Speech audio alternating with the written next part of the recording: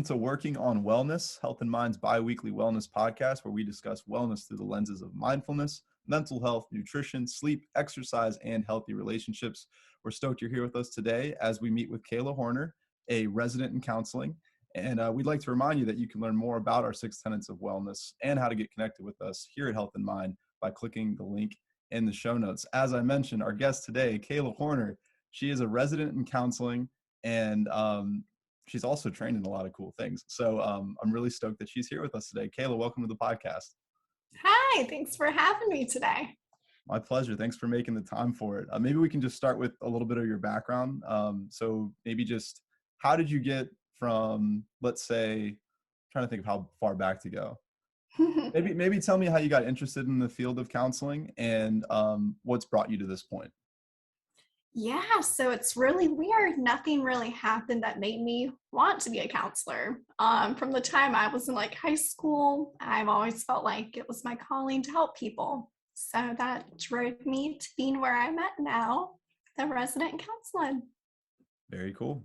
Wow, that's pretty interesting. I feel like most people have some sort of experience or whatever, but I noticed that that's true with a lot of counselors, that they just kind of always felt like helping people was their calling.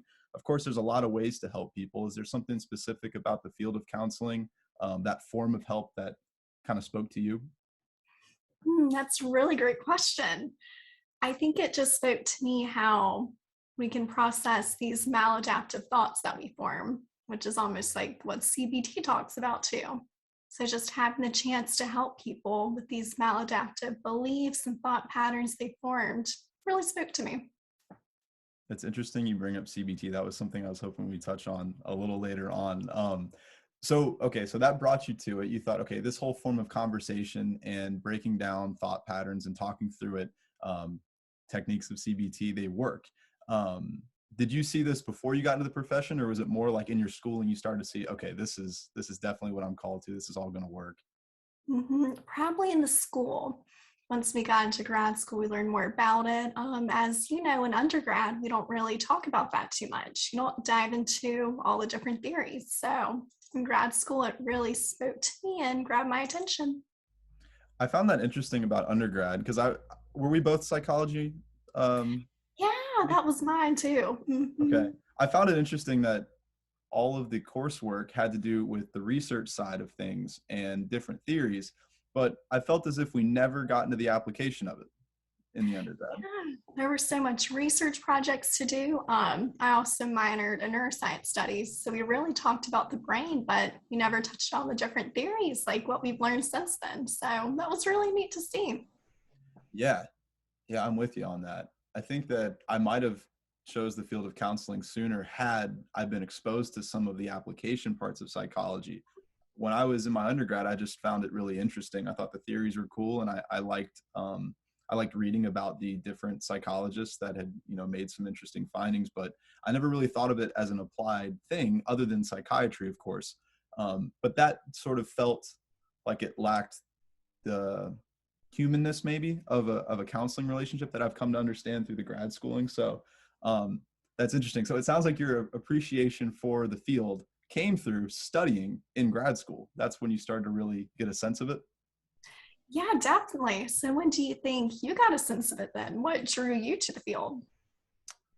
Um, well, I don't know. I haven't answered that question in a long time. I'm It's a trying to good remember. one, isn't it? Yeah, well, it is a uh good question. I feel similarly to you, where I don't know if I felt like it was my calling to help people, but I was always interested in social dynamics, and I was interested in when there was a conflict between people, like how that could resolve. I think conflict resolution was a big thing for me in high school. I was sort of just trying to do that unconsciously with a lot of my friendships. And um, psychology has always been interesting to me. I really enjoyed philosophy in college too. And so, loving people and being interested in the mind and having my own bout with anxiety and working through that, I think that all kind of coalesced into counseling. I had an experience where I was doing ABA. I was working with children with severe autism, and I found that experience difficult, and I didn't enjoy it. And I kind of came to the conclusion that that was because I wasn't able to verbally speak with them. And once I've had that opportunity through the internships in counseling, I've realized that's exactly what I want to do. Is I like to work with people that can articulate what they're going through, and I can kind of walk alongside them while they do it. So I think we're really similar in that we kind of had an inkling for like, I want to help people, I like people, and started to learn more and more that this is the direction we want to be in the farther we walk down that road, which is terrifying to think about, that that's how we figured this out. It is. When you put it that way, it is a little bit terrifying, isn't it? Yeah. But yeah, I like what you said though about how you're dealing with your own anxiety too. I think I can kind of relate to that, even though I've always known I wanted to help people in some way, shape, or form, and counseling was a great way to do it. I think having experienced a lot of things myself really helps me now.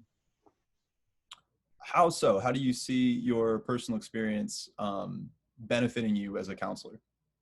It's a great question. I feel like it helps me empathize and to really understand deeper than textbook learning. Because we can learn all we want to in a textbook and trainings, but having personal experience really helps. Yeah, that empathy piece, which I kind of struggle with in a way, because I feel as if I can empathize to some degree with any sort of presentation. If I can understand what they're saying, I feel like I can kind of I can wrap my head around at least some of it.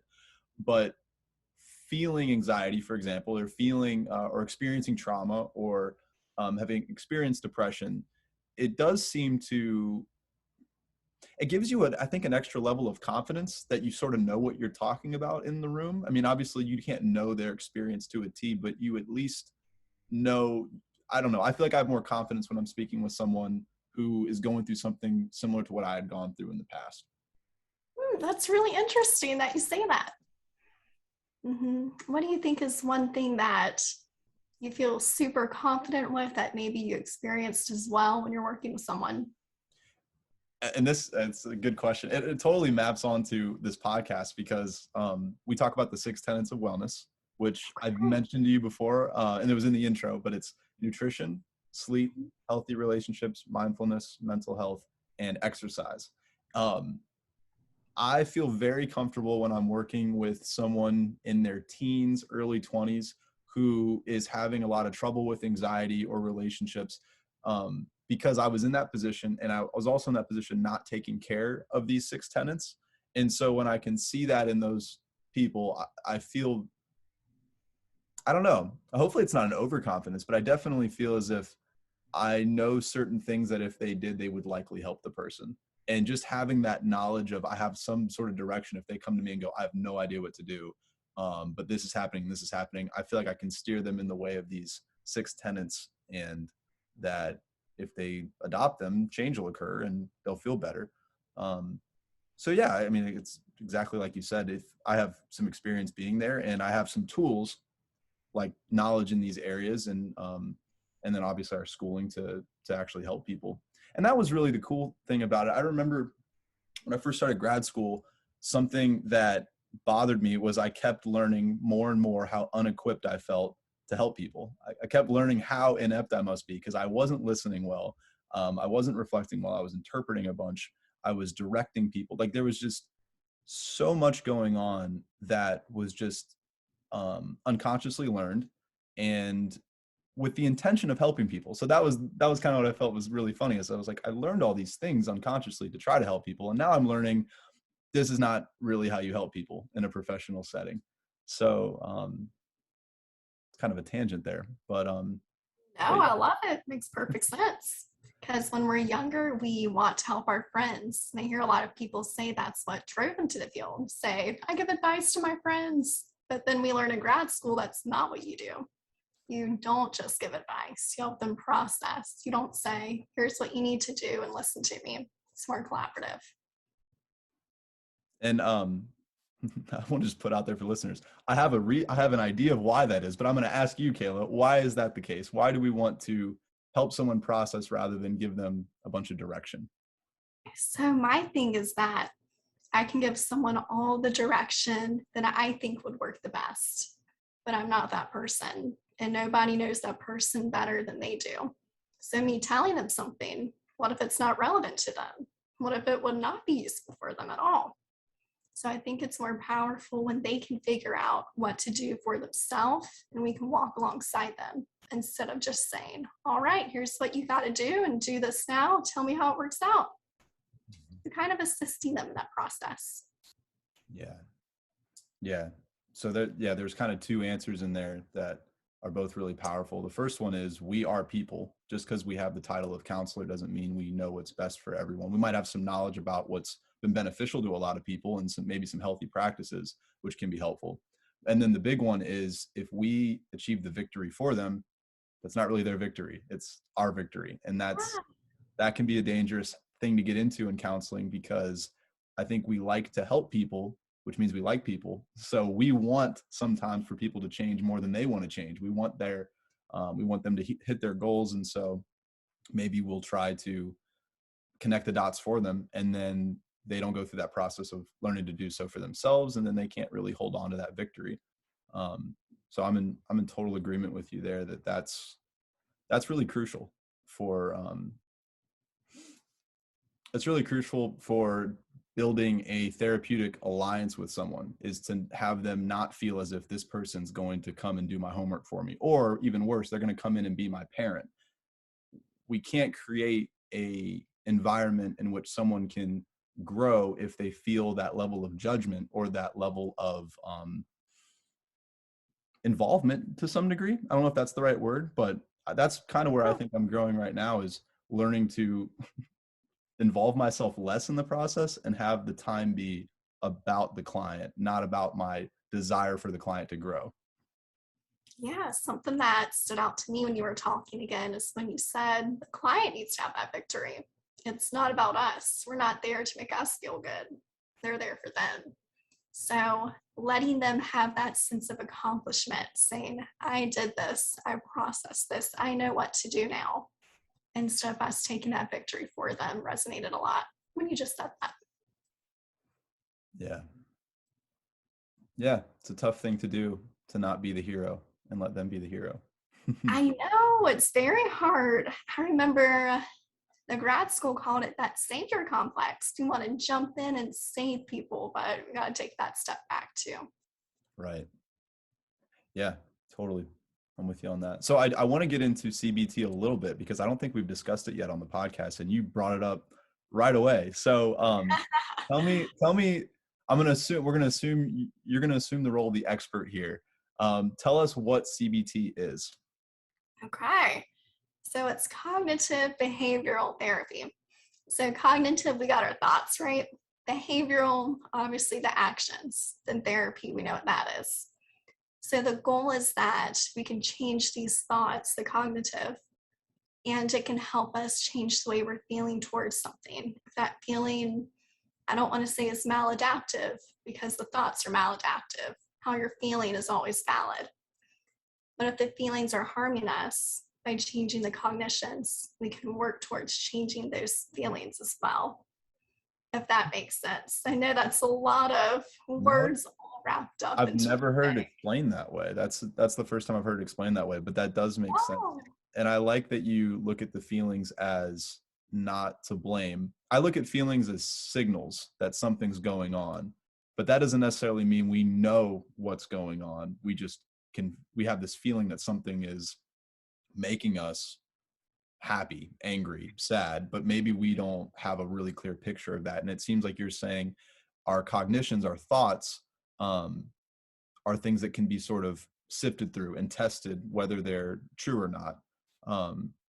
Which brings me to a question that's kind of off color, I guess, but I'm curious what your answer might be to this.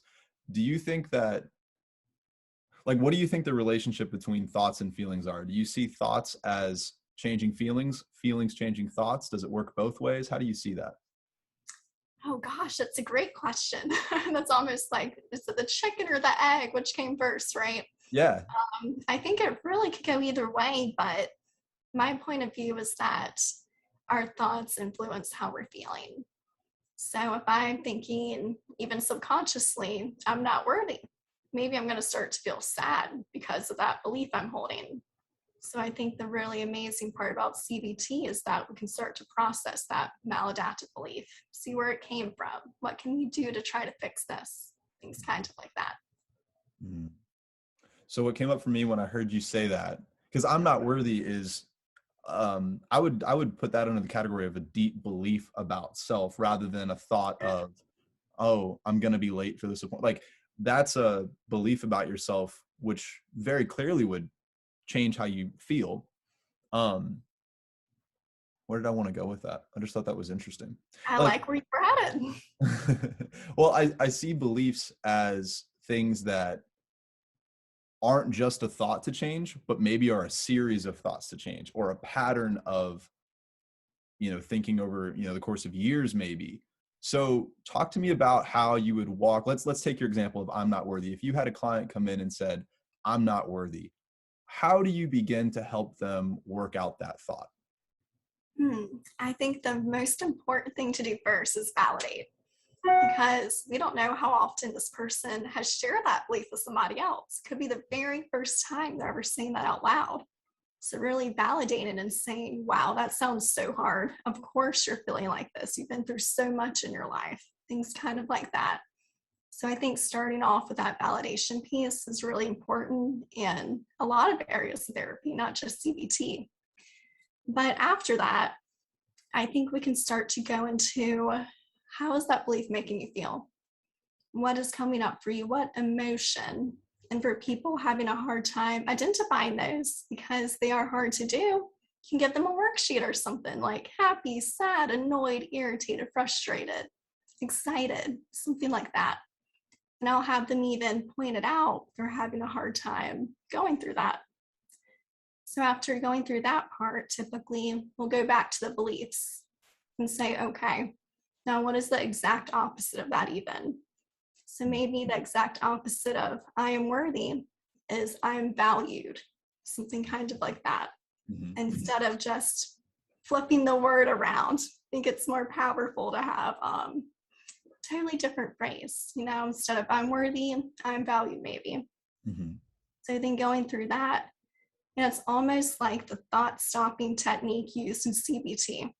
So the next time you have that thought, even if you don't believe it, you're going to stop and replace that thought with I'm valued. So kind of the fake it till you make it kind of thing. Acting as if, I believe we call it. I like that. I like all of that. It seemed like we ran under the assumption in that example that the person wants to change the belief.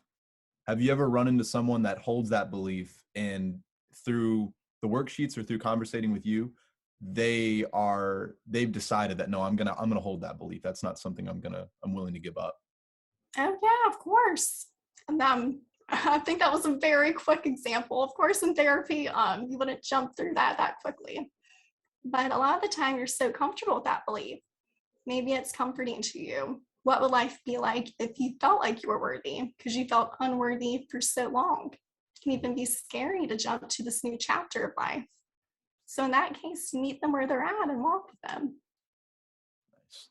It sounds like you could possibly get into some motivational interviewing stuff there where you sort of allow them without judging, allow them to speak out the benefits and the drawbacks of adopting a new belief. And sort of, as you were saying, with validating, you kind of allow them to have that ambivalence and go back and forth about it. And as the counselor, I'm assuming we aren't going to say, well, you really should value yourself. It's good for this. Even though we could say that, um, that's not really what they need to hear in that moment. So, okay, so they begin to take this new belief, I am valued, and they start to just pull out the I'm not worthy and push that in there anytime they see themselves go into that belief or that thought pattern of I'm not worthy.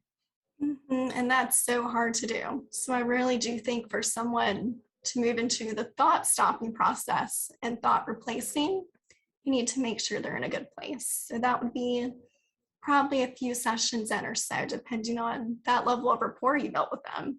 Because if someone comes in for the first time and all of a sudden you're like, whoa, okay, I know this is hard, but you're going to stop that thought and tell yourself this now.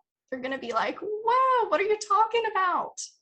So I think building up that self-confidence too, as you're doing this, is going to be really important. And almost not working harder than the client, like what we said towards the beginning of today. We want them to have the victory, not us.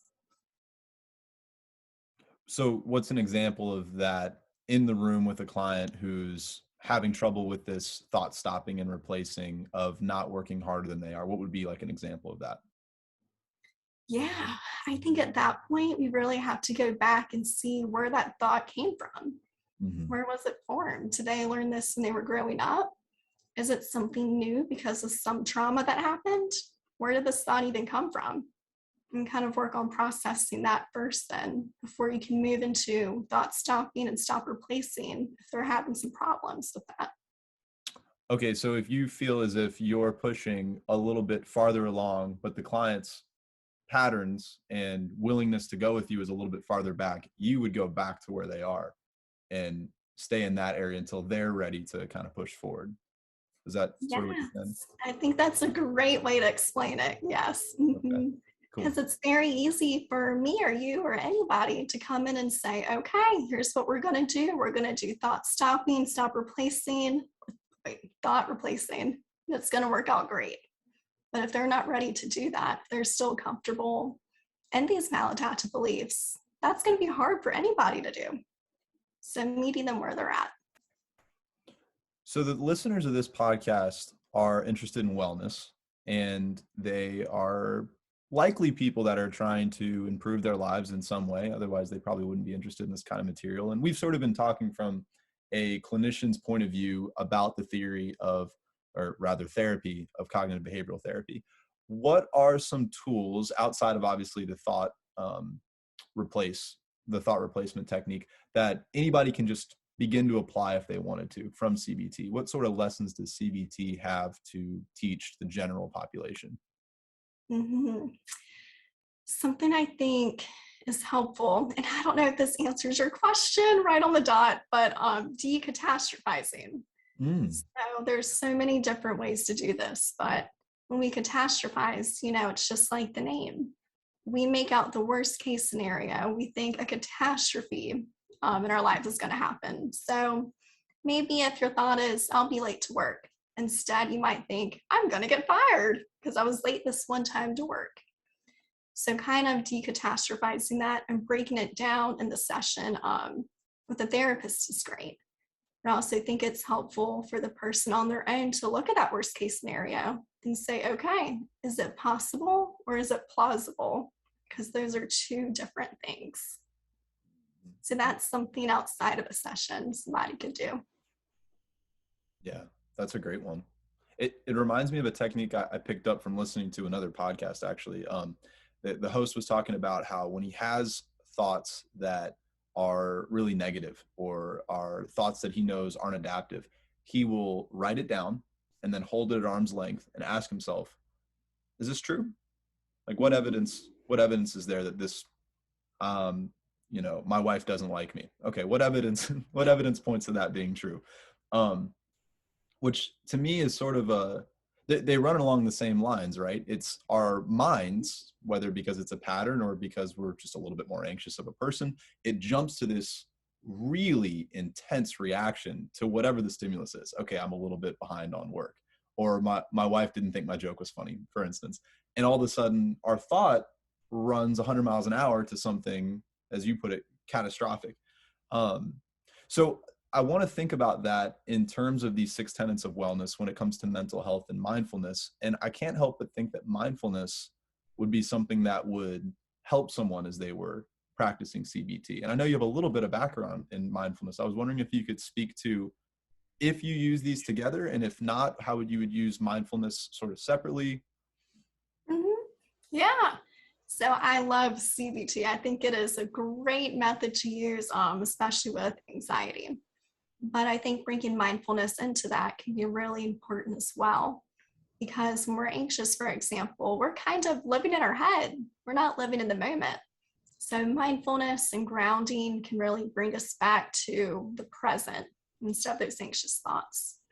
So some things I've had children do, for example, is take a grid and we'll make the middle space like bingo. So it's like a game. Maybe the parents can get involved too. They'll like it more. And on each square, we'll put something they can do to ground themselves or for mindfulness. So one might be hold an ice cube, hold a warm cup of coffee, progressive muscle relaxation, the five senses, things kind of like this to help them with that. Wow. So I'm trying to envision this game. Do they do all of this in a row, or is it kind of like they do it once when they're feeling it and then they come back to the game? How does the game work in that sense? Oh, the main purpose, at least from what I've seen, is to get them to want to do it. Hmm. For a 13-year-old, maybe they don't want to do this. Maybe their parents are more motivated than they are. So maybe if they get 3 in a row or across diagonally down, they can get their favorite food. Or maybe the parent will watch a cool movie with them, let them play video games, something like that. So it's really a way to encourage them to want to practice these skills. Great. That's cool. And if they're practicing them, I guess the ultimate hope is that they start to see maybe some benefit of it, or maybe it forms into a habit. Yeah, that would be the ultimate goal. Of course, adults tend to be more motivated than some young kids. Adults are usually there because they want to be. And a lot of young kids are there because their parents want them to be. So really finding that motivation for children is important from what I've seen. Right. Yeah, I think it can be difficult to communicate some of these things to both adults and children, but especially children, because they're sort of I want to find a good word for it, but none's coming to mind. Airy. They're sort of they're hard to understand maybe if you're not in the field to adults. And then you take a kid who wants to talk about their favorite video game. They don't want to talk about mindfulness. They don't even know what that is. It's kind of difficult to bring that concept to their level and have them buy into it. And so I find myself, whenever I work with kids, being a lot more involved in the rapport side of things. And when they want to share something, me sort of modeling a mindful response maybe. Or sometimes I'll go, hey, can we just take a breath? That was a lot that you said. I just want to take a breath on that. And we'll like just sort of practicing it out loud. But I'm curious, do you ever find yourself, do you explain these topics, or is it more of you're just trying to get them to practice it right now and have the experience of it? So I think it definitely depends on the client. I see adults too. I love my adult clients. I also love my teenage clients too. Hmm. But some of the teenagers I see are very interested in how the brain works actually, and they want to understand what their body is going to be doing. So in that case, I'll kind of go into it more with them.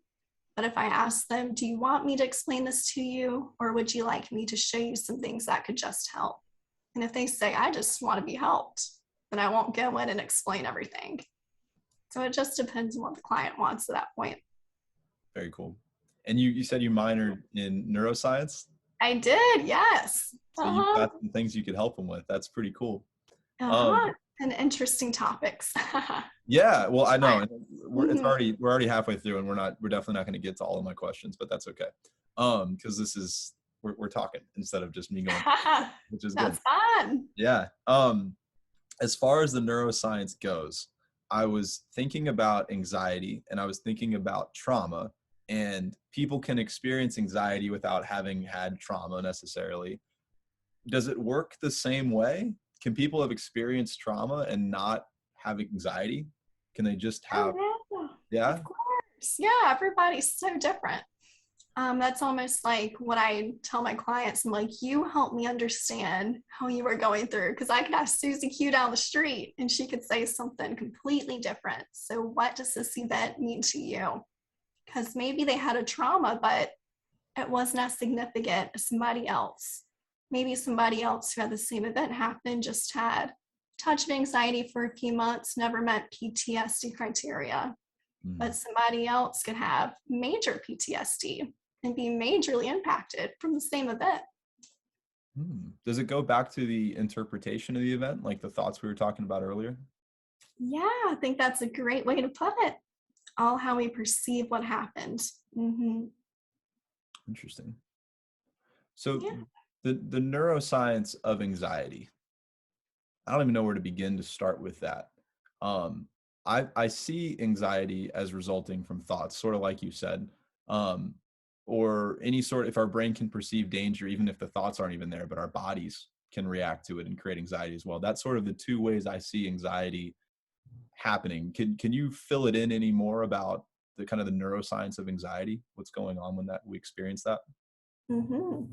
So I'm mired in neuroscience studies, and I do have a certification for certified anxiety informed professional. Once I'm licensed, that'll change to clinically certified anxiety professional. I don't want to speak for more than I'm able to right now. But from my understanding, anxiety is an emotionally charged part of your brain. And when this is happening, you can't form logical thoughts because those are located in the prefrontal cortex, so up here. So we have to move the anxious thoughts from back there back to the prefrontal so we can form decisions.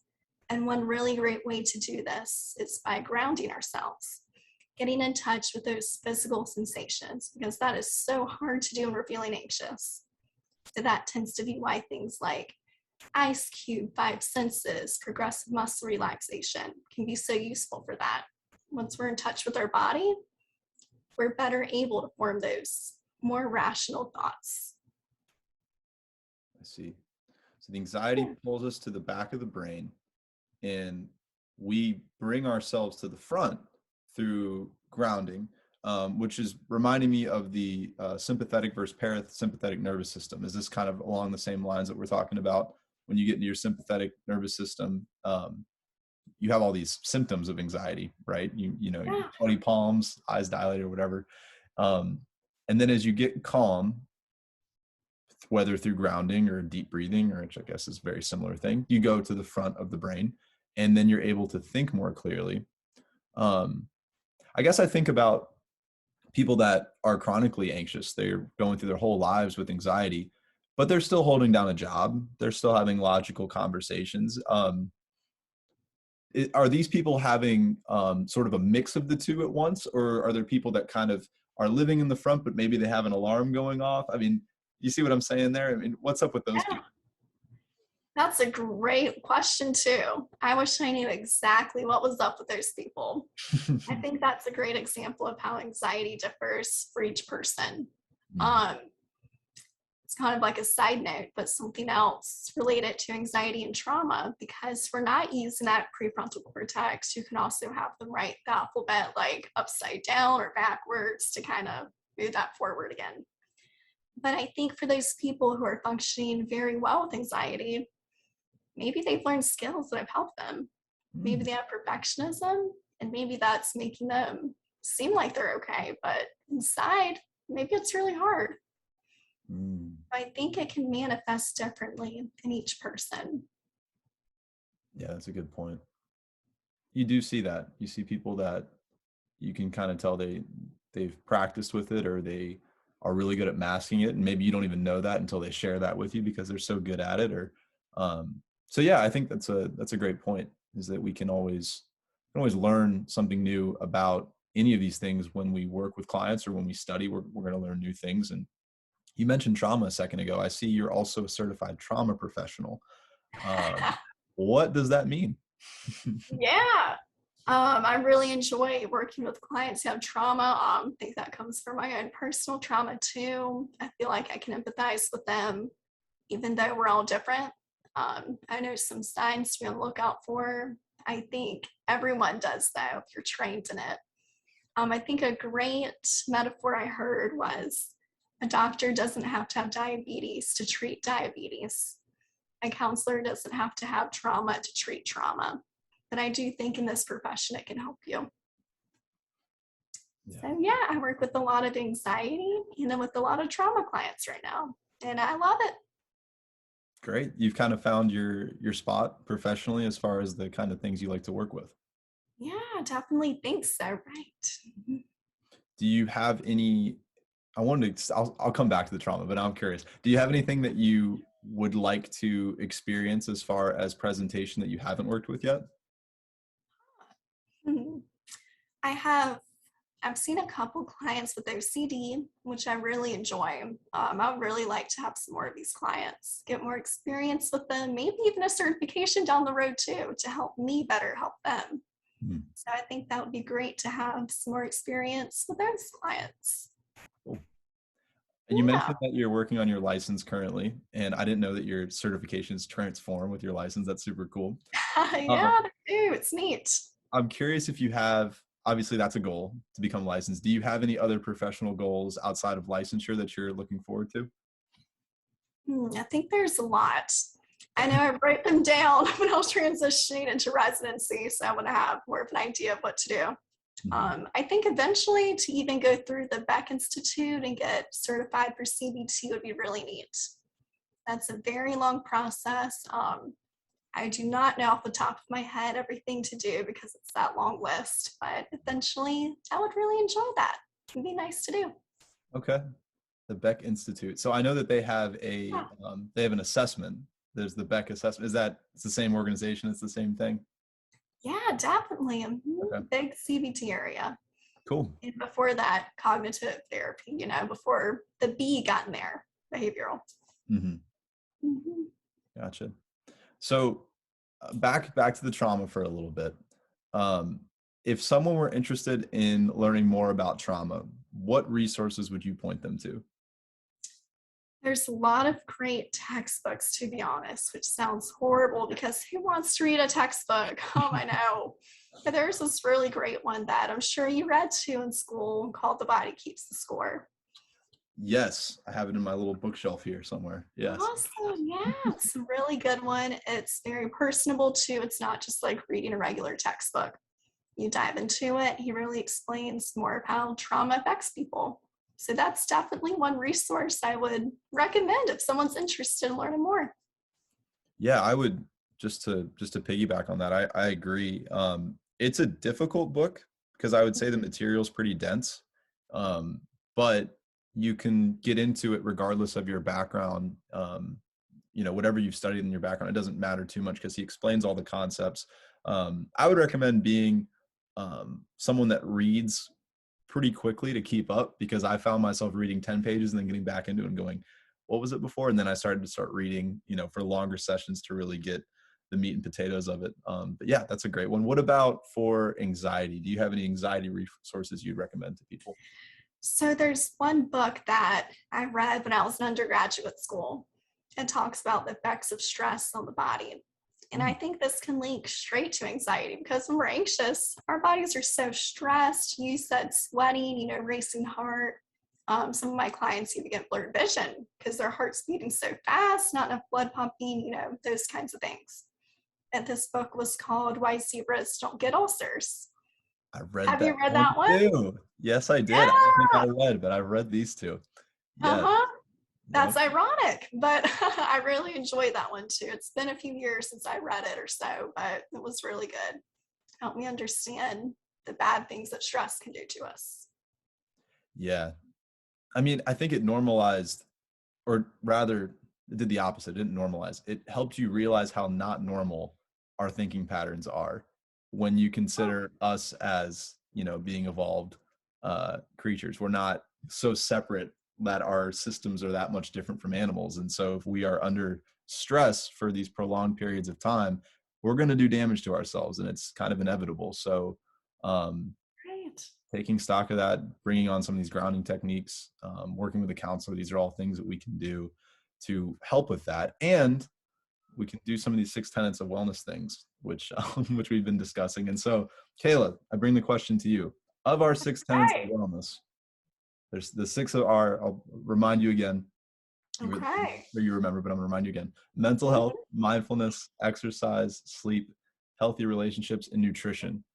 Which one of these do you think you're just absolutely killing it?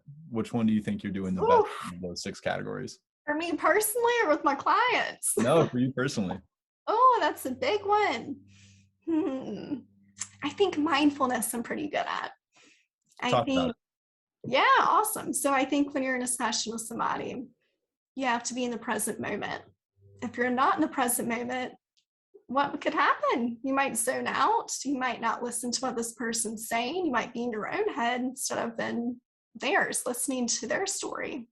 So being mindful during that time has been really good practice for me. And I've kind of carried that into other ways of life after that.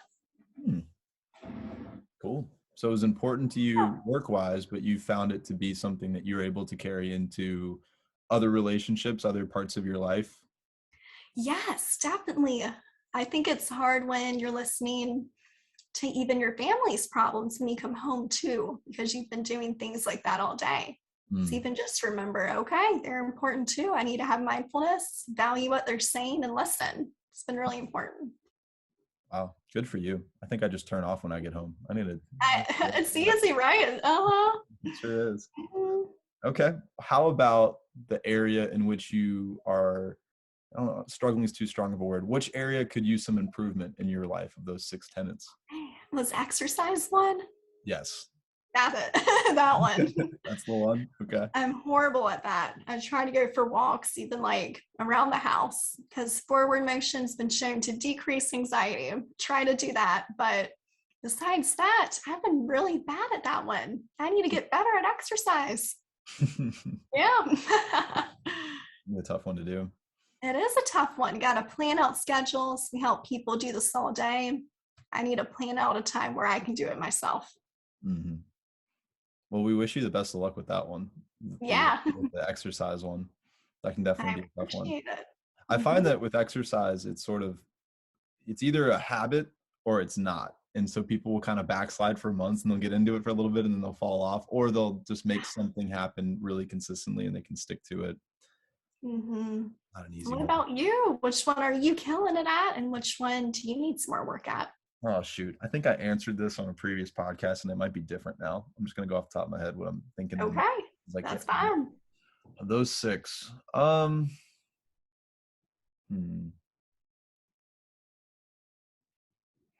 I do a little bit of all of them okay. I'm not completely neglecting any of them. However, I think the healthy relationships one could use some more work, not because my relationships are unhealthy, but because I don't think I put enough time into my relationships. I think if I were able to pull myself out of my life and look in it from the outside, I would think, dude, you should be a lot more grateful for the relationships you have and you should put more time into them because they mean a lot. But I think what I end up doing is sort of going on cruise control because they're so good, I don't need to tend to them, which is obviously not true. So I think I need to be a little bit more mindful of my relationships and pour into them a bit more. So that would be that one. Yeah, healthy relationships, that's the toughie. And as far as the one that I think I do the best, again, I feel like I do okay with all of them. I don't think I'm really killing any of them. Hmm. I'd say um I'd say my mental health is pretty solid. I've been in places before where it wasn't, and I think I'm doing a lot to take care of it, and I'm pretty aware of what's going on compared to previously. So I think that's the one I've made the most improvement on is sort of just like um do whatever I want, consume whatever I want, and just deal with however I felt. But now it's more really intentional about um all of the 6 tenets, which have made my mental health stronger, thankfully, because I do a little bit of everything. So I think that that's sort of the big one. Is this sort of off topic again, but I told you I was a philosophy minor, and so something I considered a lot in college was what does living the best life mean? And for me, I believe that we experience our minds, and the content of our mind is filtered through the outside experience, and then as you were talking about, the beliefs and our patterns and our behaviors. And so I feel as if you can get that relationship with yourself down, then you're living a high quality experience of life. That sounds so weird and scientific, but that's sort of like my belief about what to do. And so yeah, I feel like my life's just been me trying to get better with that, and I've seen progress. So mental health is what I'll go with today. Might Mm-hmm. change next week.